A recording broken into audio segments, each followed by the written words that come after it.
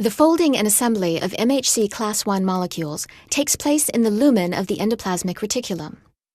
The initial folding of the Class I heavy, or alpha, chain is aided by the chaperone calnexin. The partially folded chain is transferred to a second chaperone, calreticulin, which aids the further folding of the chain and the association of beta-2 microglobulin.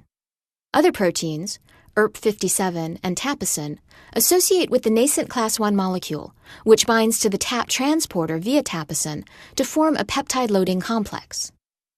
The peptides that bind to the MHC Class I molecule are generated by a large protein complex, the proteasome, which is found in the cytoplasm.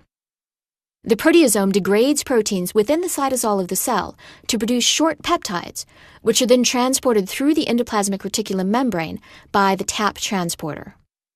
In the ER, these peptides are modified by the action of an enzyme known as the endoplasmic reticulum aminopeptidase associated with antigen processing, or ERAP. ERAP trims the amino terminus of many peptides and allows peptides that are initially too long to bind to the MHC molecules. Some peptides do not bind to the MHC molecule at all. Others can bind but are unstable. These are released from the MHC molecule, a process called peptide editing. Finally, a peptide binds to the MHC molecule with high affinity to make a stable complex. This causes the final step in the folding of the Class I molecule to take place, and the dissociation of the peptide-loading complex.